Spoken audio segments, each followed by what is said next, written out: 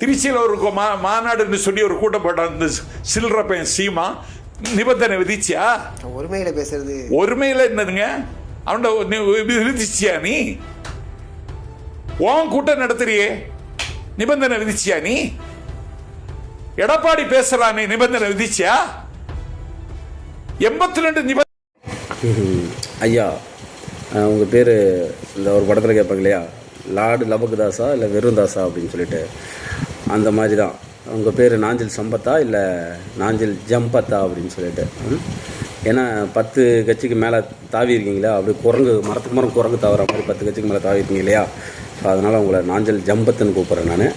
இப்போ என்னென்னா, அனுமதி கேட்டார் உங்கள் கட்சி தலைவர், அனுமதி மறுத்துட்டாங்க, இத்தனை நிபந்தனை போடுறாங்க.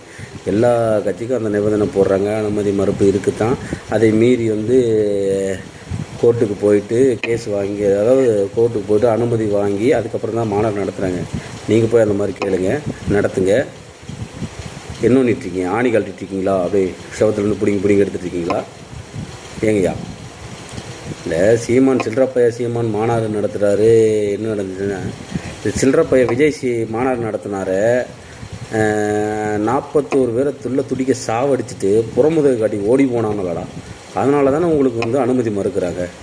இருந்தாலும் 5 லட்சம் பேர், சீமான் 5 லட்சம் பேரை கூட்டி, உங்கள் கணக்குப்படி கூட குறை வச்சிங்களேன், 5 லட்சம் பேரை கூட்டி ஒரு உயிர் இழப்பு ஏதாவது ஏற்பட்டுச்சா?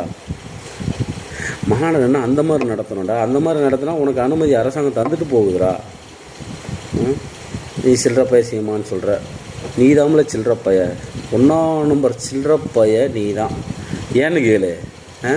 இந்த கட்சியில் இருக்கும்போது, திமுகவில் இருக்கும்போது எடப்பாடி ஓண்டு கழி ஊற்றினேன். அதிமுகவில் இருக்கும்போது ஸ்டாலினையும் கருணாநிதியும் கழி ஊற்றினேன். இப்போ நீ டிவிகேக்கு போயிருக்க, நீ அப்புறம் மாறுக, அப்புறம் டிவிகேவுடைய தலைவரை கழி ஊற்றுவ. அதானே இதுனா உன் பொழப்பு, பஞ்சம் பொழைக்கிற பொழப்பு. நீ சொல்கிற சில்லறப்பைய சீமான்ட்டு 1 நம்பர் சில்லறப்பைய நீ தாங்கிறது இந்த தமிழ்நாட்டுக்கே தெரியும்.